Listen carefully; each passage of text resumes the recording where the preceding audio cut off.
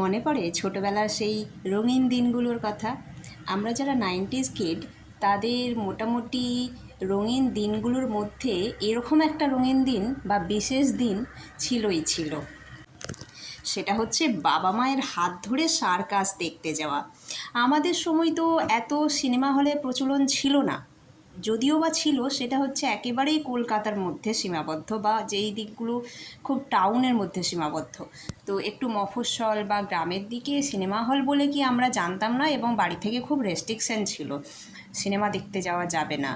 আর গ্রামাঞ্চলে বা মফস্বলে এখন যেরকম ছোটদের জন্য সিনেমা বানানো হয়, তখন এগুলো হতো না, তখন তো কমার্শিয়াল ছবিই চলতো।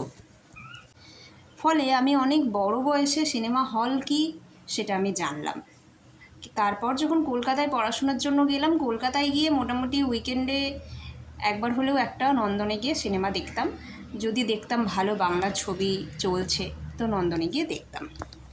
নন্দনে যাওয়ার মূলত দুটো কারণ ছিল। প্রথমত ভালো বাংলা ছবি দেখতে পাবো, আর দ্বিতীয়ত ওখানে টিকিটের ভাড়াটা একটু কম, যারা কলেজ স্টুডেন্ট তারা মোটামুটি অ্যাফোর্ড করতে পারবে। তবে এখনকার বাচ্চারা আমাদের সময়ের থেকে অনেক বেশি স্মার্ট। সময় বদলেছে, সময়ের সাথে সাথে সবাই আধুনিক হয়েছে। আমার ছেলের বয়স সবে 5, ও 5 বছর বয়সে আমাকে বলছে যে মাম্মা, আমাকে একটু মুভি দেখতে নিয়ে যাবে, হলে বসে পপকর্ন খেতে খেতে আমরা মুভি দেখব। আমি তো শুনে অবাক, মানে স্কুলে কারো থেকে শুনে এসে আমাকে বলছে, নাহলে ও সিনেমা হল জানবে কী করে, কোনো দিন তো যায়নি এখনো পর্যন্ত। কিন্তু এখানে তো সেটা সম্ভব নয়। হলের পরিস্থিতি, পরিবেশ বা ছোটদের জন্য সিনেমা চলছে কি না এগুলো না জেনে, বিশেষ করে হলের পরিবেশ পরিস্থিতি না জেনে আমি সিনেমা হলে যেতে একেবারে পছন্দ করি না। তাই বলেছি, কলকাতায় যদি কখনো ছোটদের জন্য বাংলা ছবি হয়, তোকে নিয়ে গিয়ে দেখে নিয়ে আসবো। তবে ডোডোর পাপা বলল, চল তোকে সিনেমার মতোই আরেকটা জিনিস দেখে নিয়ে আসি। জামশেদপুরে সার্কাস হচ্ছে, আমাদের বাড়ি থেকে খুব বেশি দূরে নয়।